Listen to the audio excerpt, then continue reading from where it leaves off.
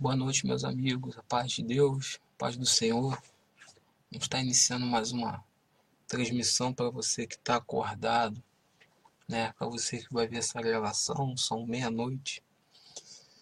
E eu quero compartilhar mais uma vez a palavra com os irmãos, a palavra com vocês que sentem desejo pela palavra, vocês que anseiam pela palavra de Deus.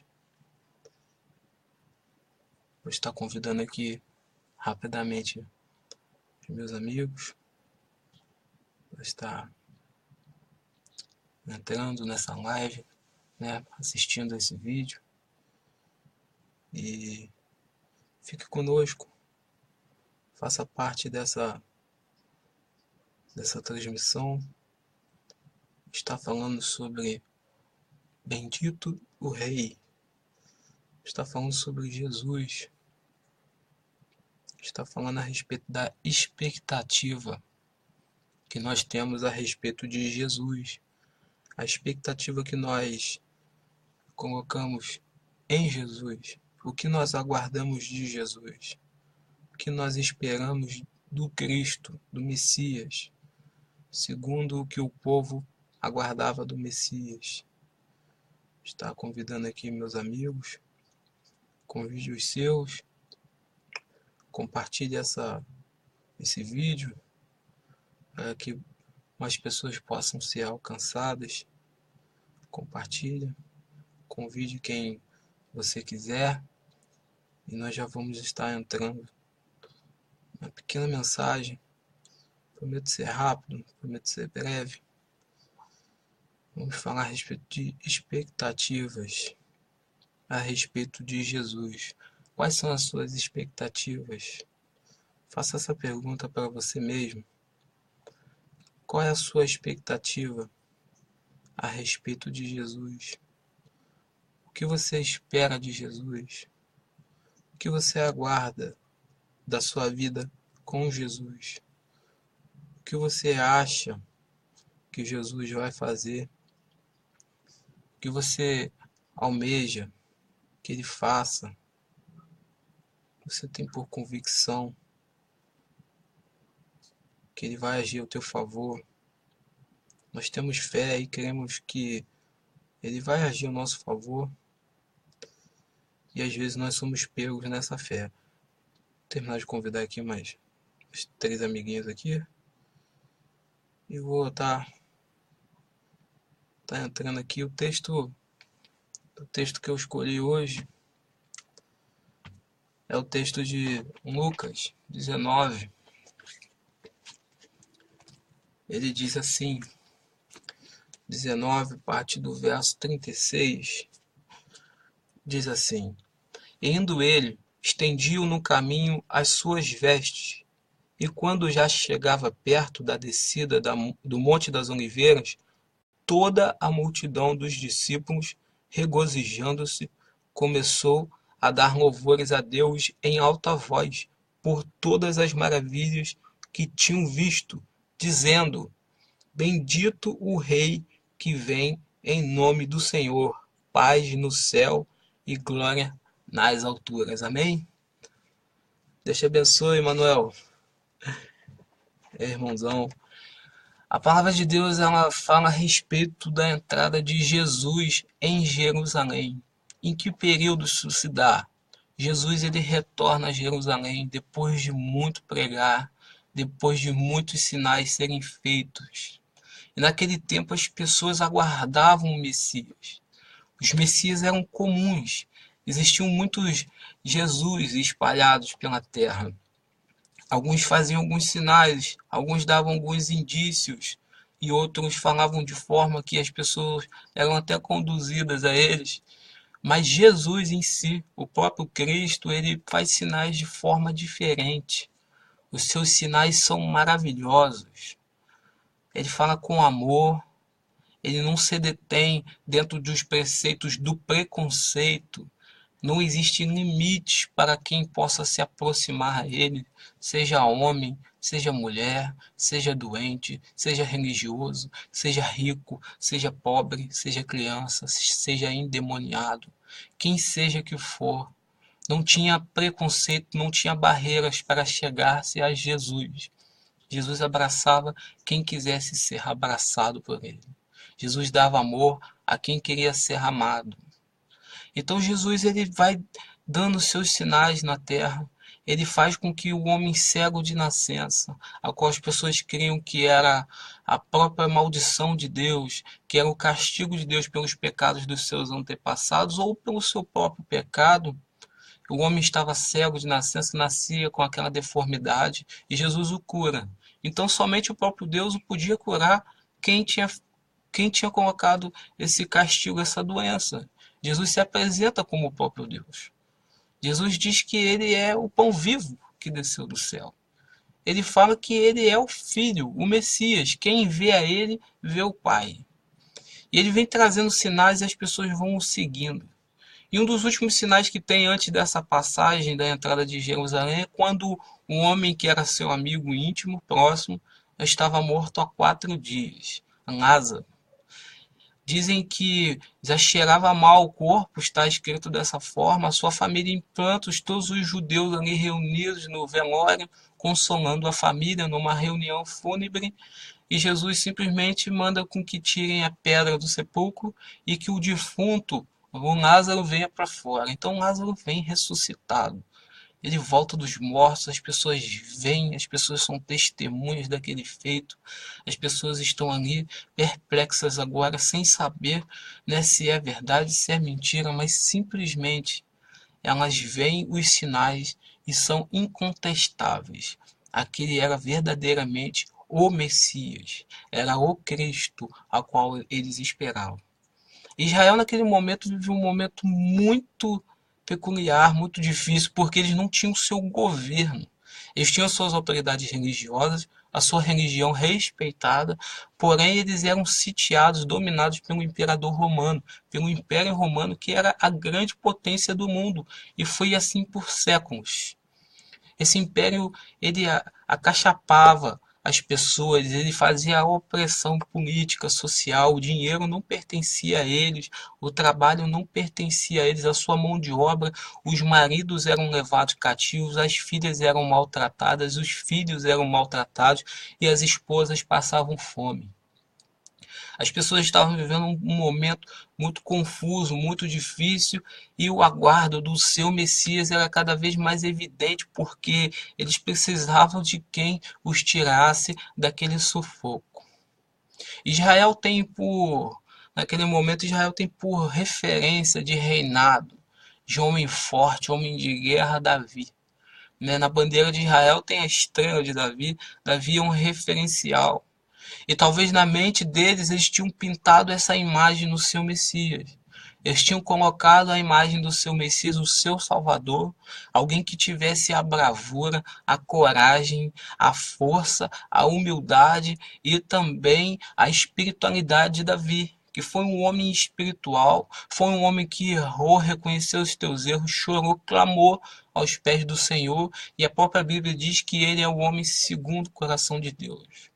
Davi levanta a espada, Davi enfrenta gigantes, Davi enfrenta homens muito mais fortes que ele, exércitos muito maiores. Davi bola estratégias e quando Deus dá autoridade a ele, ele deslancha, torna Israel como um povo verdadeiramente forte, vai rompendo e vencendo ao fio da espada, a mando de Deus. Só que Davi era um homem sanguinário, um homem que desembainhava e a espada, sua arma, e partia para a guerra, porque Deus assim o tinha ordenado. O propósito para o povo naquele momento era diferente. Só que na mente do povo, o filho de Davi que viria para reinar como Davi viria para tirar as pessoas dessa opressão. Jesus seria um libertador político e social. Seria alguém que com seu discurso iria levantar um exército e esse exército iria entrar pelas pelos portões da cidade, entrar tirando tudo que é soldado romano, entrar tirando tudo que é placa que foi derrubada, tudo que é construção que foi estabelecida pelo imperador pagão e colocando abaixo e estabelecendo o seu trono. Por isso as pessoas o aclamam. Quando ele entra pelos portões de Jerusalém, as pessoas dizem: bendito o rei, hosana nas alturas. O rei que vem em nome do Senhor, bendito. Chegou a solução dos nossos problemas. Chegou o Cristo que agora vai nos apaziguar, vai tirar toda a opressão da nossa vida. Esse sistema que a gente vive, a gente não vai viver mais. Esse governo que nos explora não vai nos explorar mais. Essa expectativa do povo. Só que dentro da realidade Jesus chora. Na mesma passagem à frente ele chora, ele clama, porque ele sabia o que ia acontecer. Ele sabia os prognósticos totais ali do futuro. Ele tinha total consciência de que Jerusalém ia ser totalmente destruída. E ele fala assim: vai chegar um momento que não vai ficar pedra sobre pedra. Nada vai ficar de pé.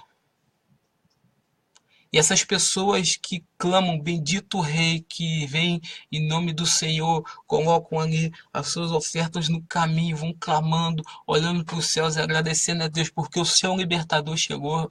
Mais à frente, dias depois, elas falam: crucifica-o, coloque-o à morte, porque ele é uma fraude. Alguém que não pode se defender, alguém que não levanta a sua voz, não se impõe diante das autoridades, não pode ser o nosso libertador, porque Davi não seria dessa forma. Davi já teria arrancado umas 10 cabeças aqui e o sangue de vocês já estaria espalhado pelo pátio. Mas esse Jesus aí, ele nem sequer se defende. Ele não diz que sim nem que não. Ele é frouxo, ele não serve para nós como autoridade, como rei, ele não serve para nós como Messias. O crucifica. O povo fica perplexo, o povo fica decepcionado, o povo fica desvaído com o Cristo que aparece a eles, com aquele que veio a eles. Esse não serve mais. Esse não pode ser o nosso Jesus, esse não pode ser o tal Filho de Deus. Cadê o poder dele? Cadê a autoridade? Quando ele é coroado com a sua coroa de espinhos, quando as suas vestes, que eram para ser vestes reais aos olhos daquele povo, são rasgadas e a sua vergonha é exposta, a sua carne é colocada ao sofrimento. Eles colocam em cima dele uma cruz pesada e mandem com que ele carregue. E carregue esse peso e vai ao Gólgota, ao Morro da Caveira, ao monte ao qual ele será crucificado junto aos homens pecadores, ladrões, os homens blasfemos. Jesus é acusado. Jesus é acusado injustamente, mas não se defende. As pessoas cospem, as pessoas riem, as pessoas apontam sobre ele o motivo da vergonha dele. Ele sequer levanta sua voz, ele não fala nada. Mas quando ele morre, quando acaba ali a sua primeira existência, ele olha ao céu, ele fala: Pai, perdoa eles, porque eles não sabem o que fazem. E quando ele diz está consumado, nesse momento ele é coroado. Quando ele diz está consumado, a morte vem sobre ele, ele é coroado. Ele é tomado aí com toda a autoridade, porque o seu propósito estava concluído, com sucesso. Apesar do caminho tenebroso, o seu propósito com sucesso foi concluído. E a morte que foi levado não era o fim da sua vida, não era o fim da sua existência, mas era o começo do seu reinado. Ele dava o prenúncio dizendo que o seu reino não era na terra.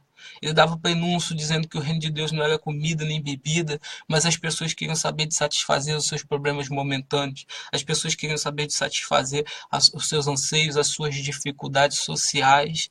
E Jesus simplesmente ele fala: não é isso, não é isso que eu tenho para resolver, vocês não estão entendendo. Estou falando de eternidade. Eu estou falando do amor de Deus. Eu estou falando da salvação da tua alma. Estou falando daquilo que é pleno, perfeito, que não há corrupção. Essa terra não tem jeito. Essa terra aqui, a única coisa que pode melhorar ela é o amor. E é isso que eu estou mostrando para vocês. A única coisa que pode trazer um pouquinho de paz nessa terra, de tranquilidade nessa terra, é o amor. Não tem nada que possa ser modificado. As instituições, elas não podem ser melhoradas. Os sistemas políticos, eles não podem ser modificados. Por mais que sejam, a corrupção sempre vai estar dentro do coração dos homens. Os homens sempre vão estar implantando o teu mal, defragando aí a tua essência ruim pela terra, e o mal sempre vai existir. Mas ele fala assim: o meu reino está sendo estabelecido na eternidade, não nessa terra pequena, gente. Não é só isso que eu tenho para vocês. A gente não entende, a gente não começa, não entende, não aceita. É inconcebível, inaceitável, é absurdo demais. Ele se entrega à morte para que nós tenhamos vida. E ele fala a respeito do seu reinado muito tempo depois. Ele canta a sua vitória. Ele dá a revelação da sua vitória. Eu acho uma das revelações mais bonitas da sua vitória está escrito em Apocalipse. Diz assim: não temas. Quando ele aparece para João, e João cai como morto. Eu sou o primeiro e o último. O que vive, fui morto, mas eis aqui, estou vivo para todo sempre. Amém? E tenho as chaves da morte e do inferno. Jesus tem todo poder e autoridade sobre todas as coisas. Acima das coisas, no plano eterno, a morte já não pode mais. O inferno já não pode mais. Nós queremos um Jesus que resolva o nosso problema na escola, o nosso problema no trabalho. Nós queremos um Jesus que resolva o nosso problema político nessa terra. Mas Jesus está dizendo aqui: ei, tem um plano muito maior. Existe algo muito mais sinistro, algo mais cabuloso que vocês não conseguem compreender, que é o inferno, é a morte, é a eternidade. E foi aí que eu garanti a vitória de vocês. Mas por enquanto, nessa terra que vocês estão vivendo, somente ame. Eu vos dou 2 mandamentos, e eu deixo esses mandamentos para vocês.